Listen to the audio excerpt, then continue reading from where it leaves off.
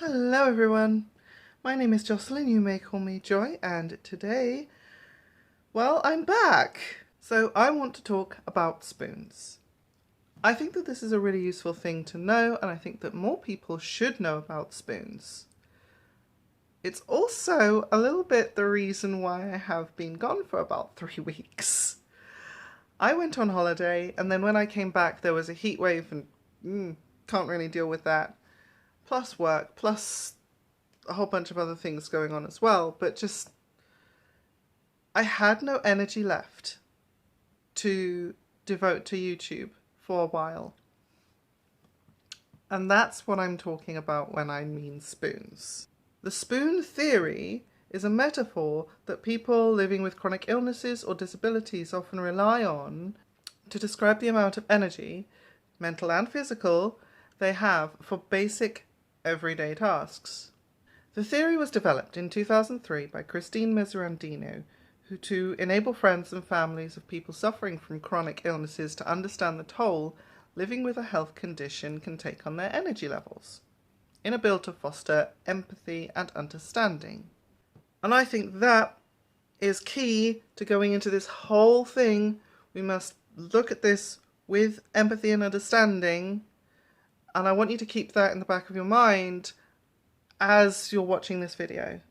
Miserandino herself lives with lupus, a lifelong autoimmune disease, and came up with a theory to explain to a friend of hers the sheer amount of organising, planning, and intentionality it requires for a person to navigate their day-to-day lives.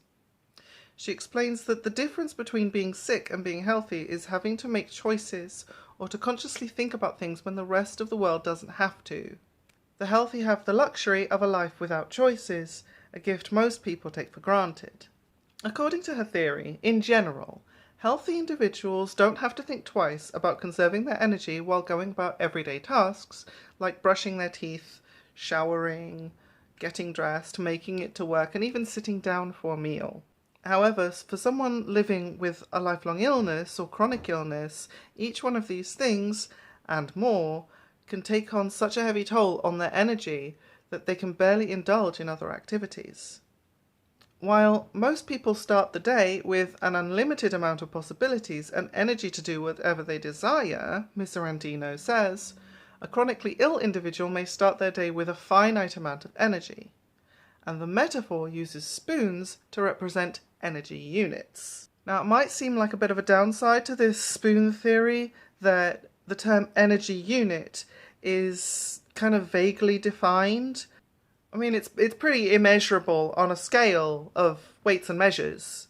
However, this also means that it's up to the individual to use this metaphor the way that it best suits them. This is a feature, not a bug. The story goes like this. While out to eat, Miserandino's friend began watching her as she took her medication and suddenly asked what it was like to have lupus. Miserandino grabbed spoons from around the diner where they sat and gave her friend the handful of spoons that she had gathered. The spoons helped Miserandino to show the way that people with chronic illness often start their days off with limited degrees of energy. The number of spoons her friend had represented how much energy she had to spend through the day. As Miserandino's friend stated the different tasks she completes throughout the day, Miserandino took away spoon after spoon from her friend until she only had one left. Her friend then stated that she was hungry, to which Miserandino replied that eating would use another spoon. If she were to cook, a spoon would be needed for cooking, and she would have to select her next move wisely to conserve her energy for the rest of the night. So one positive aspect that's come out of all of this is that the utility of Miserandino's metaphor extends beyond just chronic illness or physical illness.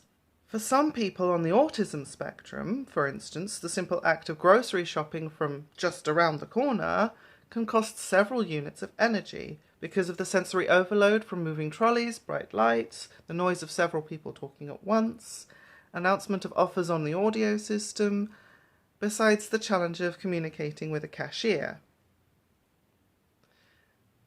As the theory grew in popularity, it became a useful and even validating tool for more and more people from around the world. For Rosemary Ainley, who lives with arthritis, it became a way to deal with comments like, "We all get tired, that's just life."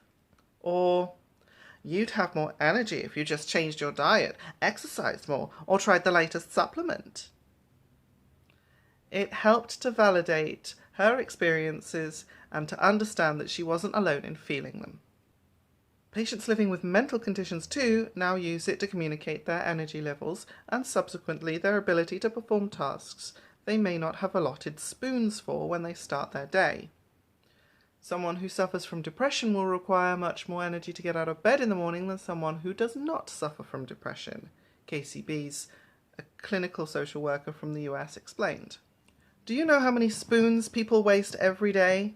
I don't have room for wasted time or wasted spoons," Ms. Arandino noted, adding, "When you are healthy, you expect to have a never-ending supply of spoons. I've wanted more spoons for years and haven't found a way to yet get more." Spoon theory has since spread throughout the disability community and even to marginalised groups to describe the exhaustion that may attribute their specific situation. It is most commonly used to refer to the experience of having an invisible disability, because people with no outward symptoms or symbols of their condition are often perceived as lazy, inconsistent, or having poor time management skills by those who have no first-hand knowledge of living with a chronic illness or disability.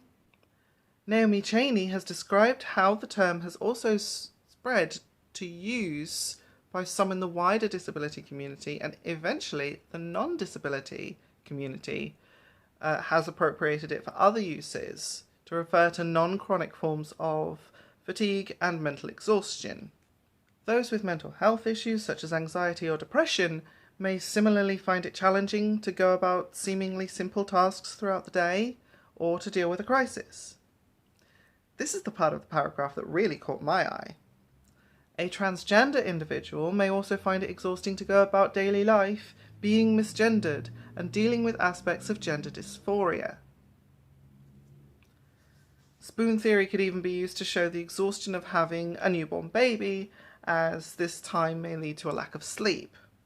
Without adequate rest, spoons aren't recharged, and some people who live with chronic conditions don't get full or adequate rest even when they sleep, so that results in a very low, limited amount of spoons. I've recently been hearing and seeing spoons used more and more, more commonly widespread, and I think everyone can use this metaphor about spoons as long as they use it carefully and judiciously and not forgetting the understanding and empathy for others in very difficult situations at the core of the theory.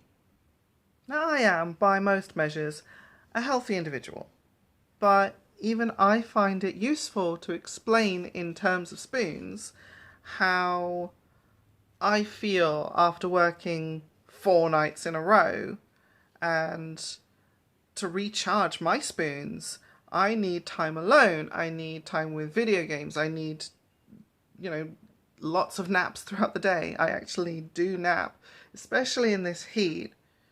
And that's an external factor that's sort of beyond my control that works in a similar way of sapping energy. Of course, I still bear in mind that I have it a lot better than other people who need to use spoons as a way of explaining how they live. The last thing I want to do is talk over someone who has a chronic illness or chronic condition or a lifelong mental disability or a long-term mental illness or something like that. So thank you for watching. I hope you learned something, and I will see you all very, very soon. Non-binary is valid, goddammit. No, not now. Busy. As Ms. Arandino's... Oh shit, that was a bit loud.